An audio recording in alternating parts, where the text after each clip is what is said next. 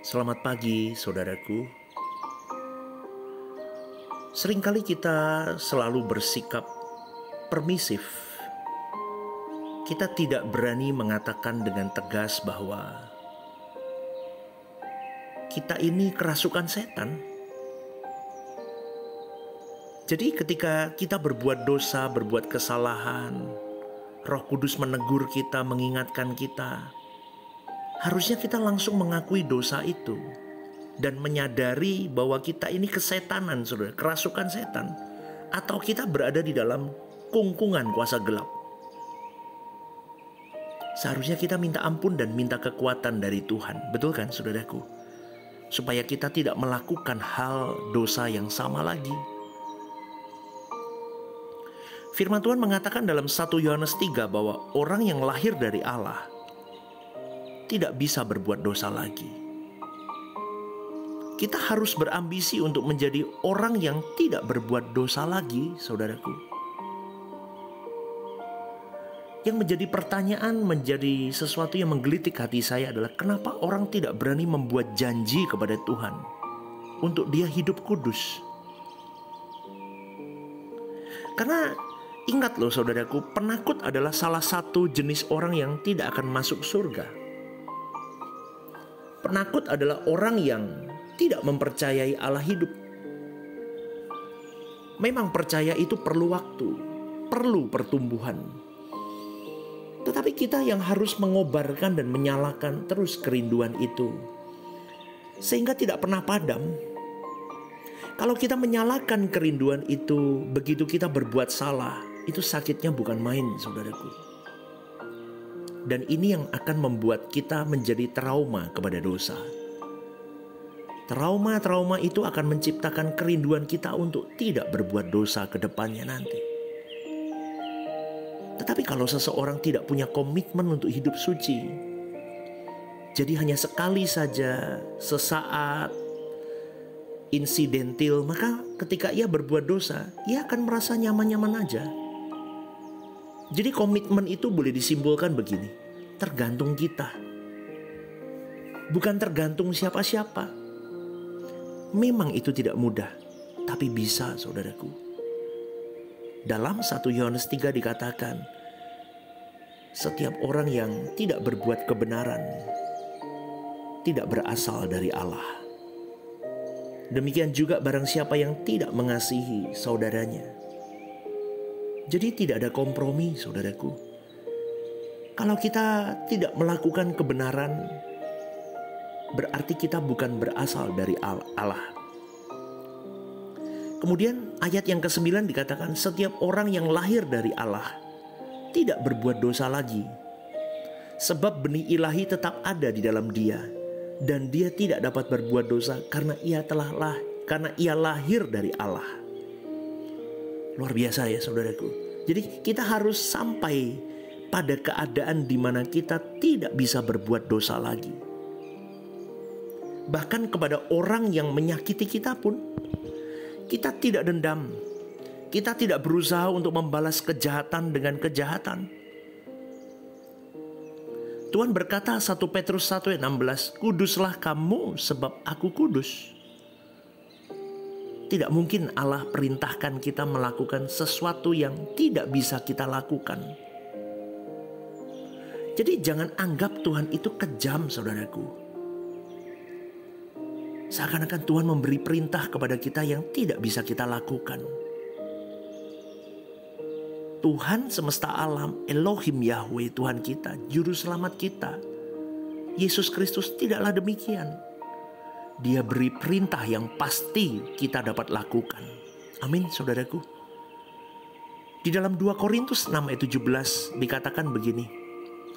Sebab itu keluarlah kamu dari antara mereka dan pisahkanlah dirimu dari mereka.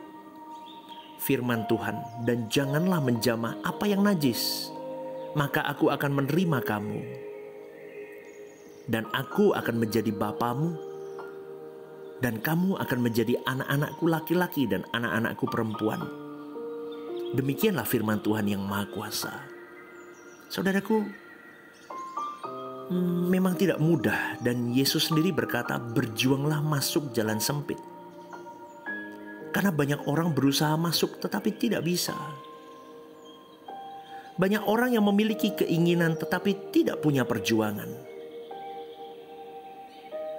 Tidak ada perjuangan, tidak bisa. Tuhan pasti menolong kok, saudaraku. Masalah kita akan selesai kalau kita punya 3 hal ini, yaitu yang pertama, hiduplah di dalam kekudusan. Kalau kita merasa ini suatu hal yang berat, memang benar, yes, ini berat. Bahkan kalau boleh dikatakan, hidup di dalam kesucian dan kekudusan itu kalau secara manusiawi kita bisa berkata nonsens dan itu tidak mungkin tercapai, mustahil. Tapi bisa kalau kau bersama dengan Roh Kudus. Amin, saudaraku. Itu yang pertama. Yang kedua, melayani Tuhan. Artinya begini, buatlah segala sesuatunya untuk pekerjaan Tuhan. Semua apa yang kau pegang, apa yang kau lakukan, apapun tanggung jawabmu, dimanapun Tuhan letakkan dirimu, kau harus katakan bahwa semuanya itu kesempatan untuk aku melayani Tuhan. Dan yang ketiga, saudaraku, diam. Diam, jangan banyak bicara, jangan banyak ngomong, jangan banyak hal-hal yang membuat dirimu semakin meleset di hadapan Tuhan. Karena menjadi sempurna seperti Bapa serupa dengan Yesus, yang targetnya berkenan di hadapan Allah itu tidak mudah. Tetapi Tuhan pasti akan menolong kita. Jadi sebelum berakhir hidup ini kita sudah melakukan kehendak Allah. Ya, saudaraku, jangan sampai kita menutup mata lalu kita belum melakukan kehendak Allah. Coba sekarang kita memeriksa hidup kita. Apakah kita memiliki tekad hidup suci yang temporary atau permanen? Karena tekad itu memang harus terus kita kobarkan, saudaraku. Bagaimana Tuhan mau menolong kita kalau kita tidak mau menolong diri kita sendiri? Jadi kitalah yang harus benar-benar menolong diri kita sendiri. Kita yang harus mengobarkan dalam diri kita kerinduan untuk hidup suci, gairah hidup suci. Betul, komitmen yang tidak temporary, tetapi komitmen yang permanen dan terus kita perbarui semakin berkualitas setiap hari. Maka akan ada kebahagiaan yang mengalir pada waktu kita berusaha untuk hidup tidak meleset, tidak bercacat di hadapan Tuhan, saudaraku. Betul, indah sekali. Tetapi resikonya ada. Betul, ada saja yang muncul. Betul, kalau mau hidup suci, orang-orang akan membuat dirimu semakin kesal, semakin menjengkelkan, semakin membuat dirimu marah, semakin menguji kesabaranmu, kesucianmu. Tapi di situ, saudaraku, kita semakin teruji. Semakin di depan mata kita akan ada kesempatan-kesempatan untuk kita berbuat meleset di hadapan Tuhan kita. Mungkin ya, kalau kita berjuang, Tuhan mulai hari ini aku mau hidup suci. Semakin ada kesempatan banyak untuk korupsi, berzina, melakukan dosa-dosa lain. Semakin terbuka. Itu ujian buat kita.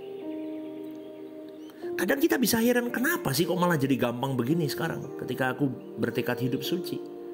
Disitulah kita diajar untuk merobek dosa di dalam hidup kita, saudaraku. Karena orang Kristen pasti akan dibawa kepada 2 kemungkinan. Merobek kesuciannya atau merobek dosanya. Kalau kau robek kesucian hidupmu dengan melakukan dosa, maka kodrat dosamu semakin kuat, monster dirimu semakin besar. Tapi kalau kau merobek dosa, maka kekudusan hidup, kesucian hidup, kesalehan hidupmu, cinta Tuhanmu semakin growth, semakin bertumbuh, dan sampai di titik permanen. Kita sendiri yang menentukan. Maka apa ambisimu hari ini? Tanyakan dalam dirimu.